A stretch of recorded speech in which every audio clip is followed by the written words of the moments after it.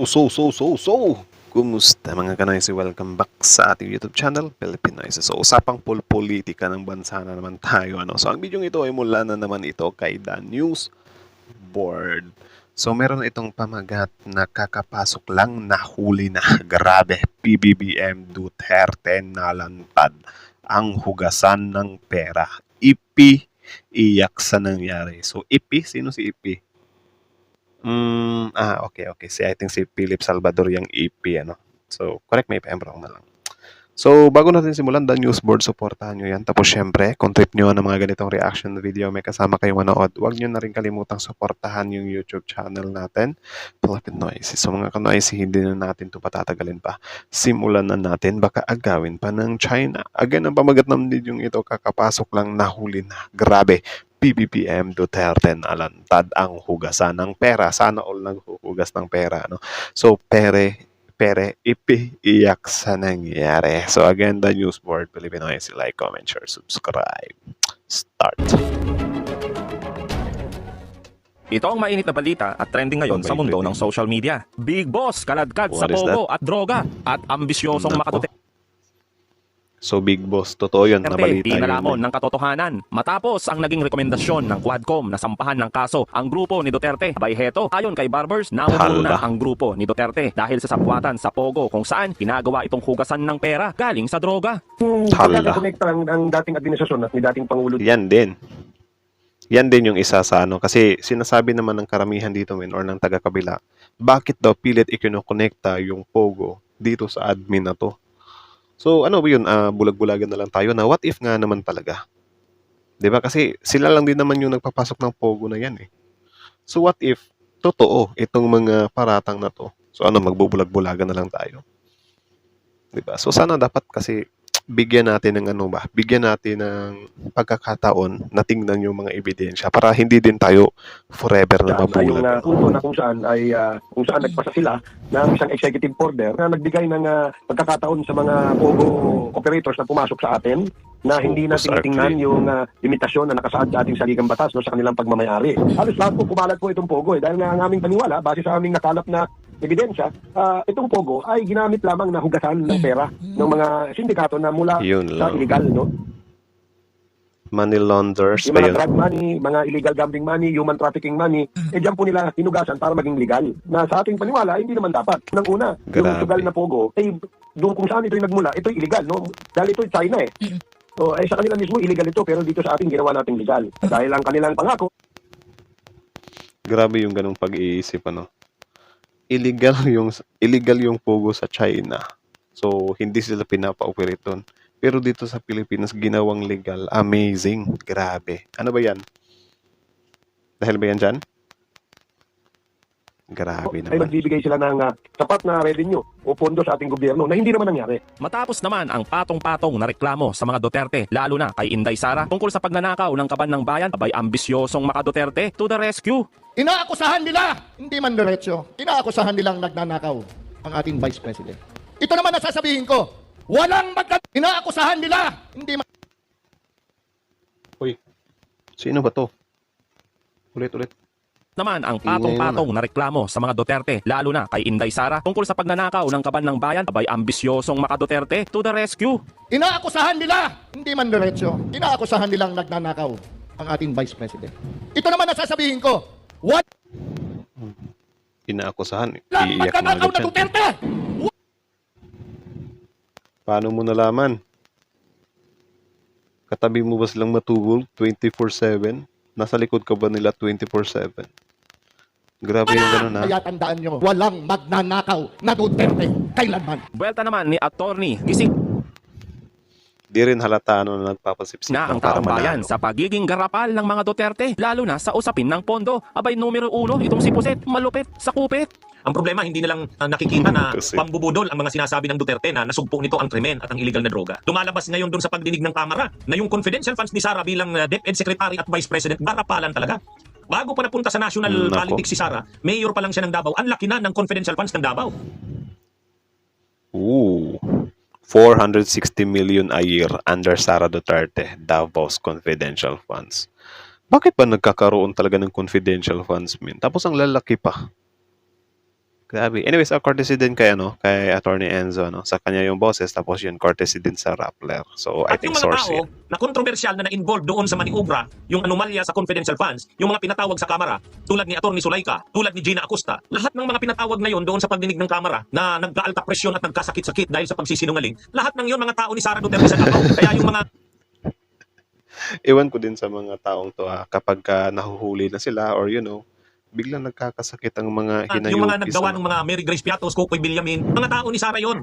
Nung siya ang mayor ng Davao, talagang ganun ang ginagawa nilang liquidation. Mga piniking mga perma, mga piniking at inimbintong mga pangalan. Yun ang binitbit ni Sara doon sa Office of the Vice President at sa DepEd, yung mga tao na yon. Kaya lang, Sana all may Grace Piatos, Ano yun, habang ginagawa yung pangalan na yun, nag-i-snack ng dahil nag-away ang Duterte at Marcos, ayun, na-expose. Kaya talagang lantad na lantad yung kagarapalan ng paggamit ng confidential funds ni Sara. Pero yan, matagal niya nang ginagawa yan sa Davao. At yung sinasabing hindi corrupt, hindi mga magnanakaw ang Duterte, ay expose na yon. Samantala, halos umusok sa galit itong mga congressman matapos malaman kung bakit napakataas ng kuryente dito sa Pilipinas.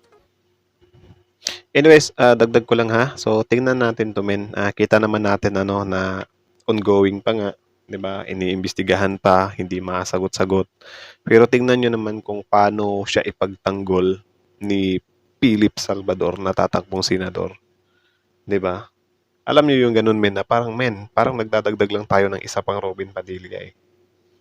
'Di ba na wala, parang ewan ko, sobrang solid na lang talaga sila sa politikong sinusuportahan nila. Which is pangit yung ganun eh. Sobrang alarming. 'Di ba, like, men, kita mo kung gaano siya ka-confident. Bakit hindi sagutin ni Philip Salvador yung mga piatos-piatos na yun? Kung saan napunta yung confidential funds na yun. Bakit hindi niya patunayan yun na hindi totoo yun? 'Di ba? Kasi hindi pwedeng bigla ka na lang susungkab na hindi siya magnanakaw. Walang ganung magnanakaw. So ano yun? Enough na yung words mo? Hindi nga enough yung words ni VP Sara mismo na siya yung pinagbibintangan eh. Ikaw pa kaya na, parang aspiring na taga-protekta lang din nila. Kasi kita na natin yan kung ano yung pinagagawa ni Senator Bato at ni Senator Robin. Nakapokus lang talaga sila sa circle nila, min. Like, grabe. Pinoprotektahan ba naman si Kibuloy, tapos ngayon Kibuloy tatakbo rin. Diyos ko, bahala kayo sa So ito po Pilipinas. kasi Mr. Chair yung point ko, medyo nakakakulo ng dugo. Ang laki-laki na nga ng kinikita nila, ang laki-laki ng dividendo nila, hindi pa sila nagbabayad ng buwis, kasi lang mahal-mahal ang presyo ng kuryente. Dahil nagbabayad tayo sa mga proyektong hindi pa tapos. May mga binabayaran tayo na hindi pala natin pinakikinabangan, tama po ba yun? Ganun po yung nangyayari pa. Any questions? Roda Fernandez, you have the floor. To answer the query of DS JJ Suarez, kung ano yung category ng SGP shares, dito sa decision ng ERC number 2018-014 MC, ay nakalagay po dito, SGP only subscribe non-voting preferred shares on NGCP. So meaning, ano bang ibig sabihin ng preferred shares? So wala silang voting capacity. Diba? Wala silang voting capacity. You have to look into this, Mr. Chairman, because kung 20% yung ibinenta sa tao, preferred, non-voting, 40% is owned by China Grid Corporation. Grabe, China na naman. Diyos ko, day. So anyways, courtesy din pala sa House of Representatives. Yung 60% owned by the Filipinos, magiging 40% na lang yan. So yung 20% preferred, non-voting. So sino na ngayon? Ang magdidesisyon? Equal na ang China sa 40% ng nila Henry C. Pete, you're now saying that What I'm trying to imply here, Mr. Chairman, mayroong din implication sa national security to. Kasi nga, yung binenta nila, non-voting, prepared. Binili na sa NGCP yung 20%. Eh, ang breakdown niyan, 40% owned by China Grid Corporation and 60% owned by Filipinos. Binenta mo ngayon yung 20% sa public. Pero, prepared lang siya. Hindi siya commercial. Grabe, no? So, mawala na ng voting power yung mga Pilipinos. Have you seen the implication of this backdoor that they have done? Ano na kaya nangyayari sa Pilipinas ngayon, men? Mga mga buhaya na yung pinapaupo natin. Grabe. Mayroon pong may national security content. And we have to be wary about this. I don't know, but that is my understanding. It is a decision that I've gotten last night from the website of the ARC. Congressman Dan, just for clarification, kasi sa dami yun yung pinisin, 40% na foreign. Yes, alam natin. China Grid Now, Corporation. because of these share swaps, posible ba na lumagpas na ng 40% ang foreign? Well, you never know. Oh, may foreign nominee. Makikita mo, Mr. Chairman, may PCD nominee corporation, 13.32, may 7.43%. And that's the reason why I wanted that this corporation be invited in the next hearing. PCD Nominee Corporation, non-Filipino. They owned 7.43%, which will be added. To the 40. Hindi ko alam, baka mamaya yung China Grid Corporation din ang kumuha nito. Eh di majority na sila. Sa panahon po doon, susunod, hindi na po tayo. As a matter of fact, Mr. Chairman, O, di ba? Kita nyo men kung paano tayo nilaro ng China. Grabe, hindi lang sa WPS, pati sa politika natin. Parang inuogag tayo eh. Ay, nako. Nakakalungkot lang din kasi yung administration na hinangaan natin dati. Sila pala yung some kind nagbigay ng strength sa China, China naman Nakakainis. ang nasunod di ba? Alam naman natin, si Wenbo, ang pumirma doon sa mga, we have the investigation that we have conducted. Anyway, we'll go on sa detalye. Can you stay on Mr. track Chairman, with your what I'm questioning trying to on the point shares? out- What I'm trying to point out, Mr. Chairman, even before, doon po sa kanilang operation, management of the grid, ayan si Mr. Liu Changqiang, yung Assistant Chief Technical Officer, siya pumipirma. Management sila. Even si Lee Sinhua, Chairman of the Board of Audit Committee, approving authority. Eh si Anthony Almeida, witness nga lang eh. Si Mr. Wenbo, Chief Technical Officer, is the approving authority for such hiring. Siya nag-hire Chinese. Hindi pa nga nabibili ang share ng mga foreigners. Grabe. Sila na nagdidesisyon. What more? Pag sila na may-ari ng mga shares. Thank you, Mr. Di ba? So, ano bang dapat gawin dyan, men? Ibitay natin yung mga Chinese na yan. Mr. Chair, just before your Nice. question, I just want to ask something. The Honorable Deputy Speaker, I will wave to our dear Deputy Speaker, J.J. Suarez. Gusto ko lang malaman ewan ko lang kung sasagutin pa tayo ng NGCP. Maybe from DOE. Itong kinikita ba ng NGCP is taxable? Mr. Chair, based on the franchise, it's a 3% in lieu of all, whether it's national or local taxes. So you're saying they are not paying any income tax? But Mr. Chair, I think in a better position would be ERCB kasi sila yung mag- So meaning Yes, the only thing that they're paying for is franchise? That's correct, Mr. And Chair. how much percent is that? That's 3% in lieu of all taxes. 3% of gross revenues in lieu of all taxes. Oo. So ito po, Ibang kasi Mr. klase Chair, yung din point, talaga. medyo nakakakulo ng dugo. Ang laki-laki na nga ng kinikita nila, ang laki-laki ng dividendo nila, hindi pa sila nagbabayad ng buwis kasi nasa prangkisa nila na hindi sila dapat magbayad ng buwis. Kasi lang mahal-mahal ang presyo ng kuryente. Oo. Dahil nagbabayad tayo sa mga proyektong hindi pa tapos. Sana all hindi na, Kung kukwentahin natin, ewan ko lang kung kayang makwenta ngayon ito ng DOE at saka ng ERC. Kung kukwentahin natin, magkano yung naidadagdag sa binabayad ng isang Juan de la Cruz para sa mga proyektong hindi pa tapos? Kasi sinabi nyo, nagbabayad tayo sa mga proyektong hindi pa tapos. Ngayon, para mas maunawaan lang ng mga Pilipino, magkano yun? May kwenta na po ba tayo doon? Medyo mahirap pong kwentahin yun sa lahat ng project, but we can try, Mr. but Chair. okay, so Chairman Dimalanta, let's say at 100 pesos, let's say X equals 100 pesos, this is how much the Filipino people are paying. Average number, 100 pesos. Magkano doon sa 100 pesos ay yung mga proyektong hindi pa tapos na binabayaran natin? Would you say 20%, 30%? Baka 60 yan ha. Anong nangyari dyan? Hindi po kasi siya 1:1, Mr. Chair. For Yes, I example, yung pong portion na binabayaran na natin pero hindi pa kompleto, mako-compute po namin yun. Pero meron din po kasi yung tinatawag nating cost of energy not served. Dahil po hindi nila nakompleto, hindi nakapasok yung generator, for example, so may cost din po yun. Yun pong consumers na hindi napagsilbihan, gumamit po ng ibang kuryente, diesel generator, for example po. Sinasama po namin yun sa computation. So yun po yung cost of alternative energy Ano ba yan? About sa kuryente ba to? supply. May per project po, may costing po tayo dyan. So mabibigay naman po namin yun. Pero Yeah, so in billions po kasi yun, Mr. hindi Chair. kasi syempre ako nagbabayad kami ni Ana ng kuryente buwan-buwan. Eh di ang alam kasi namin pag nagbayad kami base to sa ginamit namin. Kaya Okay, so ito yung some kind kuryente na parang may shares din yung mga kami Chinese. nagagalit sa bahay minsan pag naiiwan bukas ang aircon kasi nakikita namin tumataas yung metro namin bayad sa Meralco. Kasi yung pala, may mga binabayaran tayo na hindi pala natin pinakikinabangan. Tama po ba yun? Ganun po yung nangyayari pa. That's highway robbery. Mr. Chair. Yes, sorry. Robbery nga naman. Eh, yung mga negosyante naman din kasi hindi din naman kasi papayag yung mga yan na libre na lang yun or sa kanila din i-charge yun. So, parang doon, kinukuha nila yun sa mga consumer nila, no? Which is nakakalungkot lang din kasi may gamitin mo man o hindi, meron ka pa rin babayaran. I think that To point that out because we have to talk about efficiency. We need to talk about improving government services. We need to improve about bettering utilities for the Filipino, which is basic. Electricity is just like water. You can't live without it now.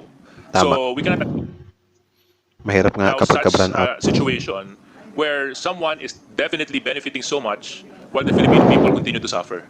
So I think, Mr. Chair, thank you for Yun. supporting me. Ay, nako, usapang kuryente pala yun. Bahala sila dun.